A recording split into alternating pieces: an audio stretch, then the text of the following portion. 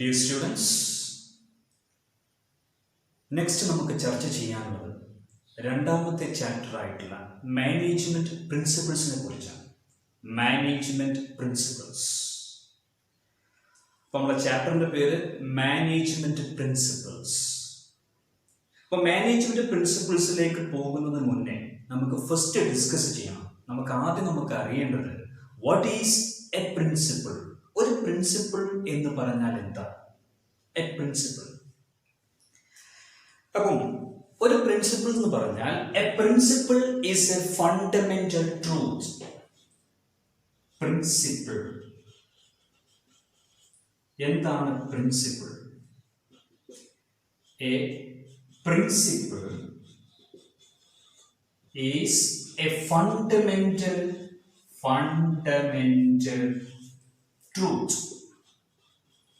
It is a fundamental truth that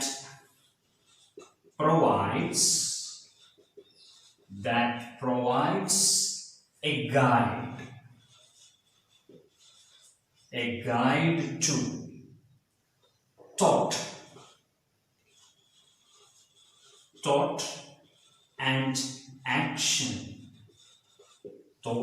and action. അപ്പോൾ a principle is a fundamental truth that provides a guide to thought and action. ഒരു fundamental factor, ഒരു അടിസ്ഥാന factor, a fundamental truth. ഒരു fundamental truth എന്ന് പറഞ്ഞാണ് principle. അപ്പൊ principle എന്ന് പറഞ്ഞാൽ it is a fundamental truth that provides that provides a guide, ഒരു ഗൈഡ് ആയിട്ട് ആക്ട് ചെയ്യുന്നു ടു തോട്ട് ആൻഡ് ആക്ഷൻ. എന്തിലേക്ക്? തോട്ട് ആൻഡ് ആക്ഷനിലേക്ക്. ഒരു ചിന്ത, ആ ചിന്തയുമായിട്ട് ബന്ധപ്പെട്ട ഒരു ആക്ഷൻ. അപ്പൊ അതിലേക്കുള്ള ഒരു ഗൈഡായിട്ട് പ്രൊവൈഡ് ചെയ്യാണ് ശരിക്കും ആക്ച്വലി എന്ത്? പ്രിൻസിപ്പിൾ അതിലേക്കുള്ള ഒരു ഗൈഡാണ്. ഒരു മാർഗം കാണിച്ചു തരുന്ന ഒരു സംഭവത്തിനെയാണ് നമ്മൾ എന്താ പറയാ? പ്രിൻസിപ്പിൾ എന്ന് പറയും. അപ്പൊ പ്രിൻസിപ്പിൾ കുട്ടികൾക്ക് ക്ലിയർ ആയിട്ടുണ്ട്. A principle is a fundamental truth that provides a guide to thought and action. So a principle establishes cause and effect relationship. ഒരു പ്രിൻസിപ്പിൾ എസ്റ്റാബ്ലിഷ് ചെയ്യുന്നത് കോസ് ആൻഡ് ഇഫക്റ്റ് റിലേഷൻഷിപ്പ് ആണ്. കാര്യകാരണ ബന്ധം.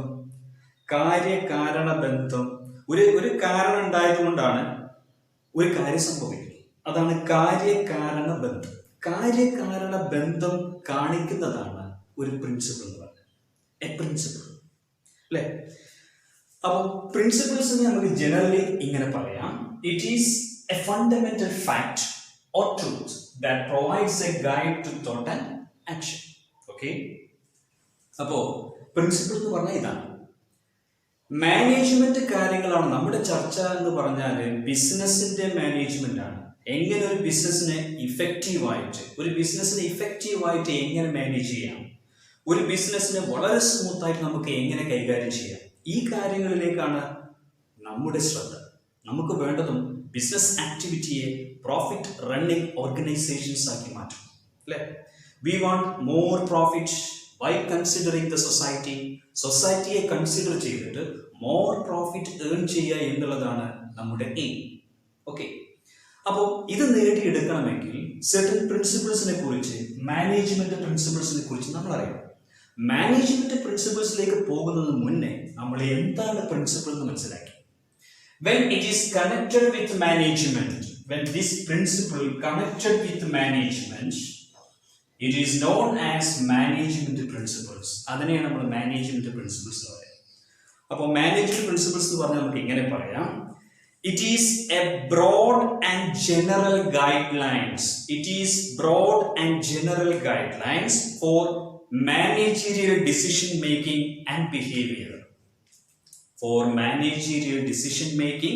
and behavior. It is a broad general guidelines. കുട്ടികൾ not ചെയ്യണം. It is a broad general guidelines for managerial decision making four managerial decision making and behaviour. അപ്പോൾ ഒരു managerial decision making, നമുക്ക് management തീരുമാനങ്ങളാണ് വേണ്ടത്. ഒരു മാനേജർ എടുക്കുന്ന തീരുമാനം, ഒരുപാട് മാനേജേഴ്സുകൾ പല തീരുമാനങ്ങൾ എടുക്കും അല്ലെ. ആ തീരുമാനങ്ങളെ ഒക്കെ നമ്മൾ എന്ത് പറയും? മാനേജീരിയൽ ഡിസിഷൻ മേക്കിംഗ്സ് എന്ന് പറയും. അപ്പൊ മാനേജീരിയൽ ഡിസിഷൻസ് മേക്കിംഗ് സംഭവിച്ചു കഴിഞ്ഞാൽ പിന്നെ പീപ്പിൾസിന്റെ ഇടയിൽ ഒരു ബിഹേവിയർ സംഭവിക്കണം. പീപ്പിൾസിനെയാണോ നമ്മൾ മാനേജ് ചെയ്യുന്നത്? നമ്മൾ സ്ഥാപനത്തിൽ കാര്യമായിട്ട് മാനേജ് ചെയ്യുന്നത് പീപ്പിൾസിനെയാണ്. മറ്റുള്ള കാര്യങ്ങൾ മാനേജ് ചെയ്യുന്നുണ്ട്, പക്ഷേ നല്ലൊരു ശതമാനം ഒരു മാനേജർ ഹാൻഡിൽ ചെയ്യുന്നത് പീപ്പിൾസിനെയാണ്. അപ്പൊ പീപ്പിൾസിനെ ഹാൻഡിൽ ചെയ്യുമ്പോൾ നമുക്ക് കുറച്ച് ബിഹേവിയേഴ്സ് സംഭവിക്കണം. We want positive behaviours from the peoples. അപ്പം അത് പ്രൊവൈഡ് ചെയ്യുന്ന certain ജനറൽ ഗൈഡ് ലൈൻസ്, അതിനെയാണ് നമ്മൾ പറയാം മാനേജ്മെന്റ്. എന്ത് പറയാം? മാനേജ്മെന്റ് പ്രിൻസിപ്പിൾസ് എന്ന് പറയും. ഓക്കെ, അപ്പോ മാനേജ്മെന്റ് പ്രിൻസിപ്പിൾസ് എന്ന് പറഞ്ഞു കഴിഞ്ഞാൽ നിങ്ങൾ ഇങ്ങനെയാണ് എഴുതി വെക്കേണ്ടത്. It is broad and general guidelines for managerial decision making and behaviour. Okay, അപ്പോ through this management principles actually enables, മാനേജേഴ്സിനെ എനേബിൾസ് ചെയ്യാൻ, മാനേജേഴ്സിനെ സഹായിക്കുകയാണ് to approach various problems systematically and scientifically. ഒരു സ്ഥാപനത്തിന്റെ ഒരുപാട് പ്രശ്നങ്ങൾ സിസ്റ്റമാറ്റിക് ആയിട്ടും സയന്റിഫിക് ആയിട്ടും ഹാൻഡിൽ ചെയ്യാൻ ഒരു മാനേജറെ പ്രാപ്തമാക്കുകയാണ് എന്ത് നോളജ്?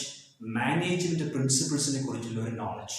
അപ്പൊ മാനേജ്മെന്റ് പ്രിൻസിപ്പിൾസിനെ കുറിച്ച് അറിയുന്ന ഒരു മാനേജർക്ക് കാര്യങ്ങളൊക്കെ സിസ്റ്റമാറ്റിക് ആയിട്ടും സയന്റിഫിക് ആയിട്ടും മാനേജ് ചെയ്യാൻ പറ്റും. സ്മൂത്ത് ആയിട്ട് ഒരു സ്ഥാപനത്തിനെ വളരെ സ്മൂത്ത് ആയിട്ട് ഹാൻഡിൽ ചെയ്യണമെങ്കിൽ ആ തരത്തിലുള്ള മാനേജ്മെന്റ് നോളജ്, എന്ത് നോളജ്? പ്രിൻസിപ്പിൾസിനെ കുറിച്ചുള്ള നോളജ്, മാനേജ്മെന്റ് പ്രിൻസിപ്പിൾസിനെ കുറിച്ചുള്ള നോളജ് അവർക്ക് അറിയേണ്ടതായിട്ടുണ്ട്. So it enables the manager to approach various problems systematically and scientifically. അപ്പം എന്താണ് പ്രിൻസിപ്പിൾസ് നമ്മൾ അറിഞ്ഞു. ആ പ്രിൻസിപ്പിൾസ് ആയിട്ട് കണക്ട് ചെയ്യുമ്പോൾ മാനേജ്മെന്റ് പ്രിൻസിപ്പിൾസ് വരുന്നു. എന്താണ് മാനേജ്മെന്റ് പ്രിൻസിപ്പിൾസ് നമ്മൾ മനസ്സിലാക്കി കഴിഞ്ഞു. അപ്പൊ നോട്ട് ചെയ്യേണ്ടത് വാട്ട് ഈസ് എ പ്രിൻസിപ്പിൾ, പിന്നെ നിങ്ങൾ നോട്ട് ചെയ്യേണ്ടത് what is a management principle. Okay, അപ്പോ management principles act as a guide for the practice of management. It acts as a guide for the practice of management. അപ്പൊ management practice ചെയ്യാനുള്ള ഒരു guide ആയിട്ട് നമുക്ക് എന്തിനെ consider ചെയ്യാം? Management പ്രിൻസിപ്പിൾസിനെ consider ചെയ്യാം. Let us discuss the formulation of management principles. ഇനി മാനേജ്മെന്റ് പ്രിൻസിപ്പിൾസിന്റെ ഫോർമുലേഷനിലേക്കാണ് പോകുന്നത്. മാനേജ്മെന്റ് പ്രിൻസിപ്പിൾസ്, മാനേജ്മെന്റ് പ്രിൻസിപ്പിൾസിന്റെ formulation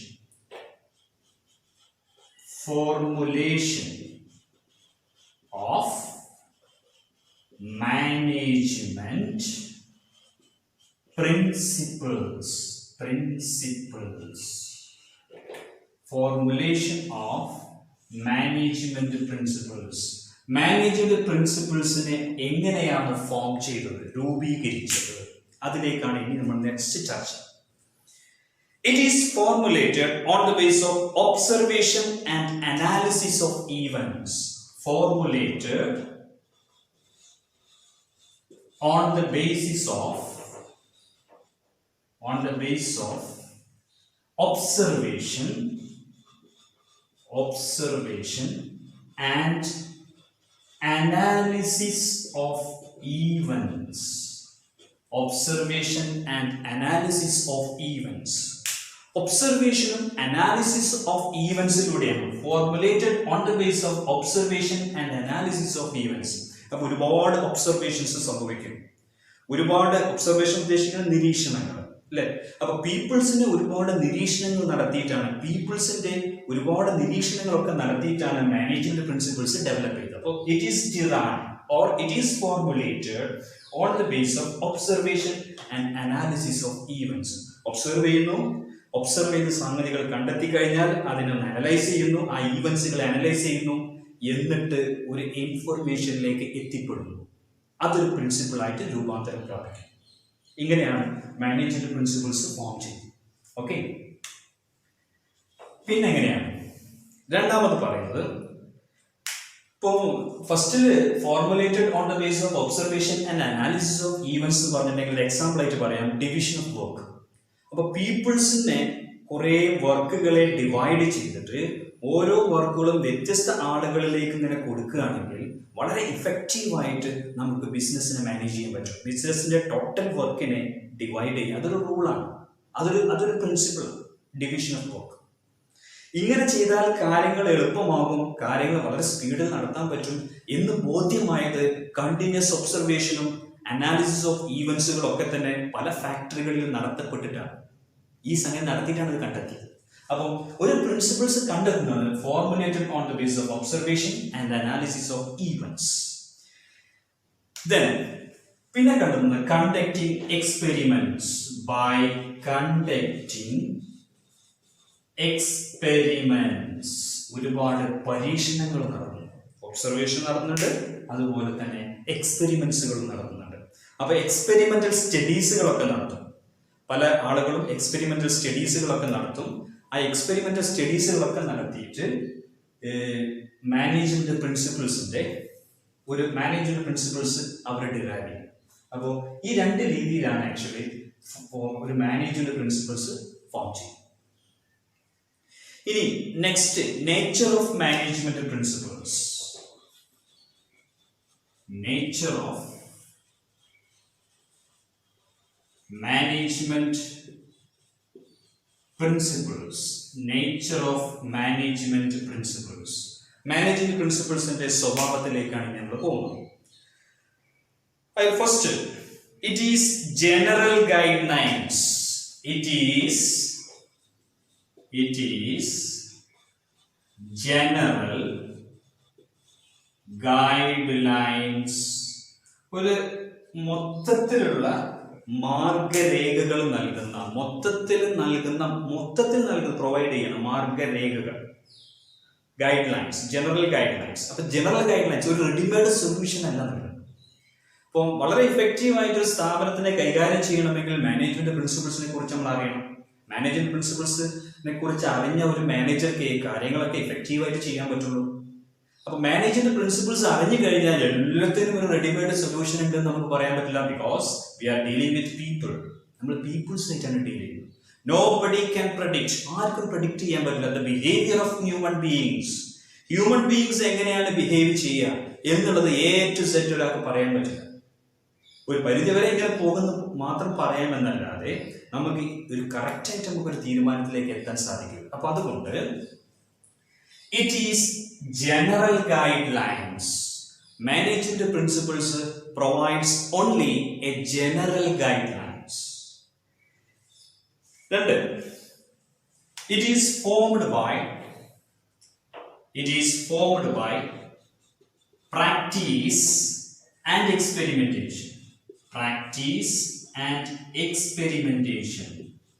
ഒരുപാട് പ്രാക്ടീസും എക്സ്പെരിമെന്റേഷനും നടത്തിയിട്ടാണ് ഇത് ഫോം ചെയ്യുന്നത്. Which one? Management principles. നമ്മൾ നേരത്തെ പറഞ്ഞു. Principles are not static or absolute. Management principles are not static or absolute. Static or absolute. അപ്പോൾ absolute in nature, static, absolute in nature. അപ്പം ഇതിന്റെ സ്വഭാവത്തിൽ ഒരു അബ്സല്യൂട്ട് ആയിട്ട് കൃത്യമായിട്ട് സ്റ്റാറ്റിക് അതെന്നെ സംഭവിക്കും, ഇങ്ങനെ തന്നെ അവർ ബിഹേവ് ചെയ്യും, ഇങ്ങനെ തന്നെ പീപ്പിൾസ് ബിഹേവ് ചെയ്യും, ഈ രീതിയിൽ തന്നെയാണ് നിങ്ങൾ പോവേണ്ടത്. എങ്ങനെ ഒരു റിജിഡ് രീതിയിൽ, ഒരു സ്റ്റാറ്റിക് ആയിട്ട്, അബ്സല്യൂട്ട് ആയിട്ട്, കൃത്യമായിട്ട് ഒരിക്കലും നമുക്ക് പറയാൻ പറ്റില്ല. അതുകൊണ്ട് പ്രിൻസിപ്പിൾസ് ആർ, അതായത് management principles are not static or absolute in nature. Okay, പിന്നെ it is not a set of rigid prescription. It is not a set of rigid prescription. rigid prescription. It is not a set of rigid prescription on how to manage, on how to manage. അപ്പൊ എങ്ങനെ നമുക്ക് manage ചെയ്യാൻ പറ്റും, അതിനെക്കുറിച്ചുള്ള ഒരു prescription, അതിനെക്കുറിച്ചുള്ള ഒരു രേഖ ഒരിക്കലും അതായി കൺസിഡർ ചെയ്യാൻ പറ്റില്ല. മാനേജ്മെന്റ് പ്രിൻസിപ്പിൾസ് അങ്ങനെ കാണാൻ പറ്റില്ല. It is not a set of rigid prescriptions on how to manage effectively. Okay, it can be applied, it can be applied, it can be applied to all organization, to all organizations. എല്ലാ ഓർഗനൈസേഷനിലും ഇത് apply ചെയ്യാം. അത് large scale ആവട്ടെ, small scale ആവട്ടെ, business activity ആവട്ടെ, non business activity ആവട്ടെ. അപ്പോൾ ഏത് ടൈപ്പ് ഓഫ് ബിസിനസ്സിലും നമുക്ക്, ഏത് ടൈപ്പ് ഓഫ് ഓർഗനൈസേഷൻ, ബിസിനസ് അല്ല ഓർഗനൈസേഷനിലും നമുക്കിത് അപ്ലൈ ചെയ്യും. അപ്പോൾ ഒരു യൂണിവേഴ്സൽ ആപ്ലിക്കബിലിറ്റിയാണ് എന്തിനുള്ളത്, മാനേജ്മെന്റ് പ്രിൻസിപ്പിൾസ് ഉള്ളത്. അപ്പം എങ്ങനെ വേണമെങ്കിലും നമുക്ക് അത് അപ്ലൈ ചെയ്യാം. Then it establishes, ഞാൻ വായിക്കാണ്, it establishes